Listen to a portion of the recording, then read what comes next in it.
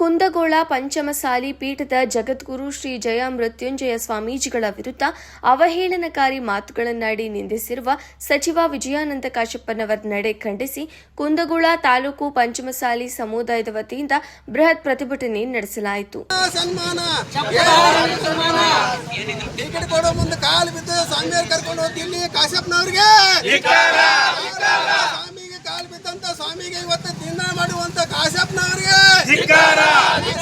ಕುಂದಗೋಳ ತಾಲೂಕು ಅಧ್ಯಕ್ಷರಾದ ನಾಗರಾಜ್ ದೇಶಪಾಂಡೆ ನೇತೃತ್ವದಲ್ಲಿ ಜಮಾಯಿಸಿದ ನೂರಾರು ಪ್ರತಿಭಟನಾಕಾರರು ಹುಬ್ಬಳ್ಳಿ ಟು ಲಕ್ಷ್ಮೇಶ್ವರ ರಾಜ್ಯ ಹೆದ್ದಾರಿ ತಡೆದು ಸಚಿವ ಕಾಶಪ್ಪನವರ ವಿರುದ್ಧ ತೀವ್ರ ಆಕ್ರೋಶ ವ್ಯಕ್ತಪಡಿಸಿದರು.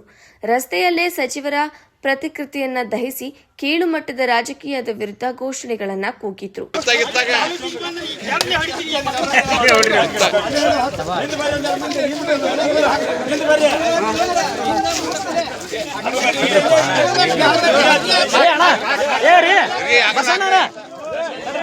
ಪ್ರತಿಭಟನೆಯನ್ನುದ್ದೇಶಿಸಿ ಮಾತನಾಡಿದ ಮುಖಂಡರು, ಅಧಿಕಾರವಿಲ್ಲದಾಗ ಶ್ರೀಗಳ ಬೆಂಬಲ ಪಡೆದ ಕಾಶಪ್ಪನವರ್ ಅಧಿಕಾರ ಸಿಕ್ಕ ಮೇಲೆ ಸಮಾಜದ ಅಭಿವೃದ್ಧಿ ಮೆರೆತಿದ್ದಾರೆ.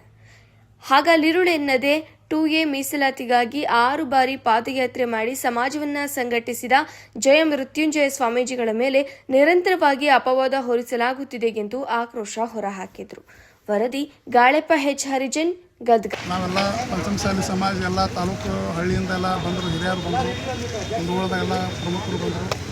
ಭಾಳಷ್ಟು ಜನ ಸೇರಿ ಅವ್ರು ಏನು ಮೊನ್ನೆ ಅಜ್ಜಾರನೇ ನಿಂದನೆ ಮಾಡಿದ್ರಲ್ಲ, ತಾವೊಂದು ಮಿನಿಸ್ಟ್ರು ಸಿಕ್ಕಿಂದ ಸಹಿತ ಇದನ್ನು ಮಾತಾಡ್ತಾರಂದ್ರೆ ಅವರು ಅದನ್ನು ತಿಳ್ಕೊಬೇಕದ. ಯಾಕಂದ್ರೆ ಒಂದು ಸ್ಥಾನ ಕೊಟ್ಟಾರ ಅವ್ರಿಗೆ. ಬರ್ರಿ ಅಜ್ಜಾರ ಬಗ್ಗೆ ಏನು ಮಾತಾಡ್ತಾರ ಅದನ್ನು ಮಾತಾಡೋದು ಅಂದ್ರೆ ಎಲ್ಲ ಕರ್ನಾಟಕ ಜನ ತುಂಬ ಪಂಚಮಸಾಲಿ ಜನ ಅದಲ್ಲ. ಅಜ್ಜಾರ ಬಗ್ಗೆ ಯಾರೂ ಇದಿಲ್ಲ, ಇವರೊಬ್ಬರು ಮಾತಾಡೋಕ್ಕೆ ಏನಾಗಿದೆ. ಹಳ್ಳ ಬಿಳಿ ಎಷ್ಟು ಸಾರಿಗೆ ಬರೀ ಅಜ್ಜಾರಿಗೆ ನಿಂದೆ ಮಾಡೋದು, ಬೈದು. ಅವರು 2A ಮೀಸಲಾತಿ ಸಲುವಾಗಿ ಹೊರಡತ್ತಾರ, ಬೇರೆ ಏನು ಎದುರು ಸಲುವಾಗಿಲ್ಲ. ಈ ಎಷ್ಟು ಸಾರಿಗೂ ಅಜ್ಜಾರಿಗೆ ಬೈದು ಮಾಡೋದು ಈಗ 4ನೇ ಸಾರಿಗೆ ಇದು. ಈ ಸಾರಿಗೆ ಮತ್ತು ಸಚಿವರಾಗಿಂದ ಬೈತಾರಂದ್ರೆ ಇದು ಸರಿ ಅನ್ಸಂಗಲ್ಲ. ಮಾನ್ಯ ಮುಖ್ಯಮಂತ್ರಿ ಇದನ್ನು ಪ್ರತಿಭಟನೆ ಮಾಡಿದ್ವಿ. ಇದು ಉದ್ದೇಶ ಏನಂತಂದ್ರೆ ನಮ್ಮ ಪ್ರಥಮ ಜಗದ್ಗುರು ಜಯಮೃತ್ಯುಂಜಯ ಮಹಾಸ್ವಾಮಿಗಳಿಗೆ ಏಕವಚನ ನಿಂದನೆ ಹಾಗೂ ಮತ್ತು ಏನು ಮಾಡಕ್ಕೆ ಹರ್ಕೊಳಕೈತಿ ಅಂದಿದ್ದಕ್ಕೆ ಒಂದು ಸಮಾಜದ ಎಲ್ಲ ಇಡೀ ಕರ್ನಾಟಕದ ಆದ್ಯಂತ ಪಂಚಮಸಾಲಿಗಳಿಗೆ ನೋವಾಗೈತಿ.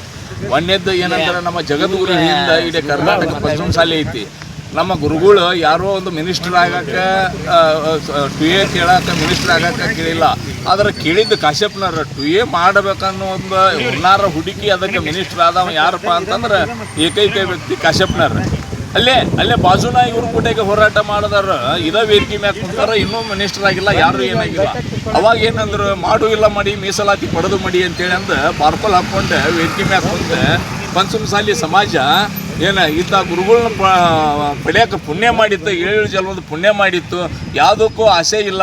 ಇವತ್ತಿನ ಮಾಧ್ಯಮದ ಮುಖಾಂತರ ತಿಳಿಸುವುದೇನೆಂದ್ರೆ, ಇವತ್ತು ನಮ್ಮ ಬಸವಜಯ ಮೃತ್ಯುಂಜಯ ಮಹಾಸ್ವಾಮಿಗಳಿಗೆ ಮತ್ತು ಕಾಶಪ್ಪನವರು ಆದಂಥ ನಮ್ಮ ಸಮಾಜದವ್ರ ಅಂಥವ್ರು ನಮ್ಮ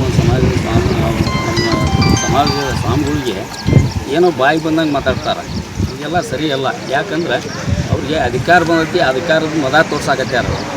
ಇದು ಎಷ್ಟು ದಿನದ್ದು ಅನ್ನೋದು ಅವ್ರಿಗೆ ಅರ್ಥ ಮಾಡ್ಕೊಂಡಿಲ್ಲ. ಭಾಳ ಅಂದ್ರೆ ಇನ್ನೊಂದು 1.5 ವರ್ಷ ಇರ್ಬೋದು, ಬೇಡವನ್ನು ಹೆಚ್ಚಿಗೆ ಇರ್ಬೋದು, ಇಷ್ಟೇ. ಇದು ಬಿಟ್ಟರೆ ಏನು ಮುಂದೆ ಇದೂ ಇಲ್ಲ. ಅದಕ್ಕೆ ಇದನ್ನು ಮಾತಾಡ್ಬೇಕಾದ್ರೆ ನಾವು ಯಾರು ಏನು ಮಾತಾಡಿದ್ರೆ ಏನು ಅನಿಸ್ತೈತಿ ಏನಿಲ್ಲ ಅನ್ನೋದು ವಿಚಾರ ಮಾಡ್ಬೇಕು ಕಾಶ್ಯಪ್ಪನವರು. ಯಾಕಂದ್ರೆ ಒಬ್ಬ ಗುರುಗಳಿಗೆ ಹಿಂಗೆ ಮಾತಾಡೋದು ಸರಿಯಲ್ಲ. ಮೊದಲು ಆದಂಥ ಅವಮಾನವನ್ನು ಮಾಡುವ ಮೂಲಕ ಈ ಸಭೆಯನ್ನು ಕರೆಯಲಾಗಿದೆ. ಕಾಶ್ಯಪ್ಪನವರು ನಮ್ಮ ಸಮಾಜದ ಮುಖಂಡರು, ಈಗ ಸರ್ಕಾರದ ಪ್ರತಿನಿಧಿಯಾಗಿ ಪ್ರತಿನಿಧಿಸಿದ್ದಾರೆ. ಒಬ್ಬ ಸಮಾಜದ ಮುಖಂಡಾಗಿ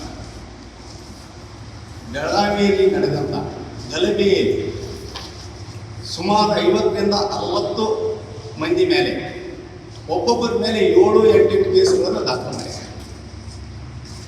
ಅಂಥ ವಿಷಯಗಳನ್ನು ಚರ್ಚಿಸುವುದನ್ನು ಬಿಟ್ಟು ಸಮಾಜವನ್ನು ಒಡೆಯುವುದು ಮತ್ತು ಜಗದ್ಗುರುಗಳಿಗೆ ನಿಂದಿಸುವುದು, ಸಮಾಜದ ಏಳಿಗೆಗೆ ಯಾವುದೇ ಮಾತುಗಳನ್ನು ಆಡದೆ ಸಮಾಜವನ್ನು ಒಡೆಯುವಂಥ ಪ್ರಯತ್ನ ಮಾಡ್ತಾ ಇದ್ದಾರೆ.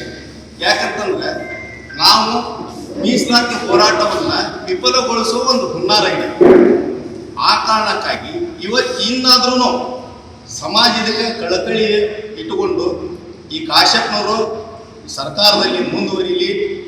ಒಂದು ವೇಳೆ ಹಿಂಗೆ ತಮ್ಮ ಮಾತನ್ನ ಮುಂದುವರಿಸಿದ್ದಾದ್ರೆ ನಮ್ಮ ಗೌಟ್ ಹೇಳ್ದಂಗೆ ಅವ್ರನ್ನ ಹೊರಗೆ ಹಾಕುವಂತ ನಾವು ಹೋರಾಟನ ಮುಂದುವರಿಸ್ತೀವಿ ಅಂತ ಹೇಳ್ತಾ ನಾನು ಮಾತು ಮುಗಿಸ್ತಿದ್ದೇನೆ. ಜೈ ಹಿಂದ್.